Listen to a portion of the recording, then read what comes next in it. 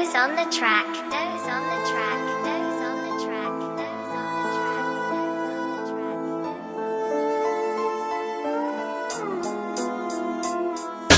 Ang dami kong tanong ngunit hindi matugunan. Gulong-gulo ang aking isip na parang nabubuwang kadena sa aming paa. Tila ang hirap kalagan. Gusto ko nang makawala sa rehas ng kasakiman. Kahirapan ay hindi natin masolusyonan. Hindi ka na makakatakas, sino ang tatakbuhan. Kumakalam nilang tiyan, di na bago sa amin yan. Walang sapat na benepisyo para lang matuspusan. Pamumuhay na said, kahirapang namulatan. Kailangan magbilad para lamang may kitain. Ngunit di pa yun sapat para lahat ay makakain. Di siya sa aming mahihirap, tila hirap takpanin. Kahit di mo kasalanan, dapat kaya mong akuin. Dahil sa maling paratang inosente umaamin. Tila ba maling batas na ang papatay sa atin? Paano ba makakatakas sa maling pamamalakad ng batas? Huwag na sanang isa kamay, huwag dumipende sa bigay.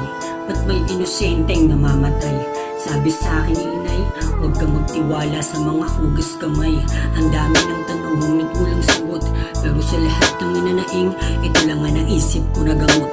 Sa pagkamatay ng bawat inosente, sinong dapat managot? Kahirapan ng sakit ko na hindi ko magamot. At katanungan na sa isip na hindi ko masagot. Sa laki ng impasan, hindi na ako makalusot. Kaya mas pinili ko na lang na maging mapusot. Bingi na rin ang aking tinga dahil sa mga puto. Dahil sa kagagawan ng sistema niyong bulok. Ang batas na mahihirap tuluyang pinagdamot. Sa kalokohan na ito, sino ang dapat managot? Pagiging pantay ng batas, kailan niya ba maaabot? Sa taas ng pamantayan, hindi namin maarok. Negatibo pumapasok sa kanilang isipan. Kaya ang kahirapan ay hindi na malunasan. Ilang luha ni inay pa ba ang dapat napunasan? Makakain sa ngayon, bahala na kinabukasan. Sikmurang kumuulo at kumakalam na dyan. Sobrang dami nagugutom dahil sa kakulangan.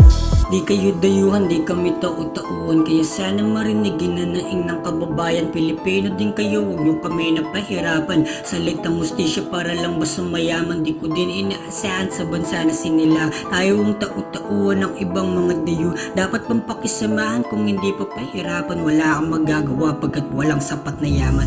Tila ba ginapos nyo kami sa kahirapan? Paulit-ulit na tanong, sino nga ba may kasalanan? Sila nga yung mapepera pero ang hirap lapitan. Kaya yung mahihirap patalim kinakapitan. Dahil kapos na pilitan gumawa ng kasalanan. Pati nga yung mahihirap nakuha nyo pang kuhanan. Kung di nyo kaya to pa rin, huwag nyo pangangakuan sarili nyong kababayan na kukuha nyong bulangan. Pinilit na bayaran, pati ang aming boto. Pati ang aming boto, ginawa nyo ng negosyo. Yung ginagawa nyo na yan ay hindi na makatao. Pati kapwa Pilipino, pinagmumukha nyong bobo. Pauunla rin daw, ang lakas nyo makaloko. Karapatan na mahihirap, tila ining sinarado. Heto ba yung klase ng taong dapat sinasaludo? Kaya ako nagawa to para sampal sa mukha nyo.